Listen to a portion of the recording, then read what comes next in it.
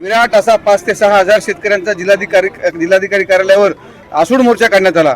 आमच्या काँग्रेस पक्षाच्या वतीने मागण्या हे आहेत की शेतकऱ्यांचा सातबारा कोरा झाला पाहिजे, शेतकऱ्यांना पीक विमा मिळाला पाहिजे आणि शेतकऱ्याच्या आत्महत्या थांबल्या पाहिजे। त्याचबरोबर नीटचा जो घोटाळा झालेला आहे त्याचे दोषी असतील केंद्रीय मंत्री त्यांनी राजीनामा दिला पाहिजे आणि मध्य प्रदेशमध्ये झालेला जो निवडणूक आयोगाने केलेला संशयास्पद कारभार आहे त्याच्यावर सुद्धा कार्यवाही झाली पाहिजे। या मागण्या घेऊन आम्ही आज सरकारच्या विरोधात आसूड मोर्चा काढला आहे।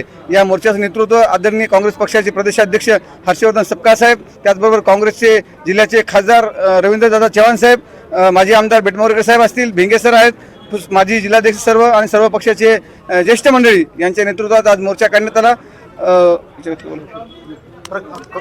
प्रदेशाध्यक्ष हर्षवर्धन सपकाळ यांनी 17 तारखेला एक ट्विट केलं होतं आणि जे गद्दार ऑपरेशन टायगरमध्ये 6 खासदार आहेत ते महाविकास आघाडीचे गद्दार आहेत, कारण ते महाविकास आघाडीतर्फे निवडून आलेले आहेत असं ट्विट केलं होतं। मात्र 18 तारखेला स्थानिक काँग्रेसने सरळ महाविकास आघाडीच्या कृष्ण आष्टीकर यांना मतदान केलं, असं का झालं? नांदेड जिल्ह्यामध्ये जो महाविकास आघाडीचा उमेदवार होता कृष्णा पाटील आष्टीकर हा पक्षानं अधिकृतरित्या राज्यस्तरावरून घोषित केला होता आणि त्याचा आम्ही जिल्ह्याच्या काँग्रेसच्या वतीनं राजधर्म पाळत 17 तारखेला नाही तर 16 तारखेला आम्ही पक्षाचा आदेश काढला की महाविकास आघाडीच्या उमेदवाराला पाठिंबा द्यावा आणि मतदान होईपर्यंत कृष्णा पाटील आष्टीकर हे महाविकास आघाडीचे उमेदवार होते। नंतर त्यांनी काय केलं आम्हाला माहित नाही, पण इलेक्शन होईपर्यंत महाविकास आघाडीचे पाळला असं म्हणताय। मग 92 तर स्वतः नगरसेवक काँग्रेसचे होते, त्यांना 82च मतं पडली, म्हणजे जवळपास 50-55च काँग्रेसची मतं पडली। नाही, काँग्रेसचे सगळे जेवढे मतदान पडले सगळे काँग्रेसचेच पडलेत असा आमचा दावा आहे। 10 कमी पडले, 92 काँग्रेसचे असतील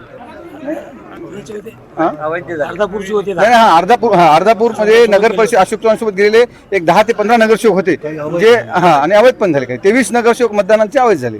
अमर राजूरकर 2 वेळा काँग्रेसतर्फे आमदार होते, आता ते भाजपामध्ये गेलेत, पुन्हा आमदार झालेत। काँग्रेस दुबळा झालाय का नांदेड जिल्ह्यामध्ये? काँग्रेस दुबळा झाला नाही, काँग्रेस जर दुबळा झाला असता तर इथली लोकसभेचे खासदार 2 वेळेस निवडून आले असते ना।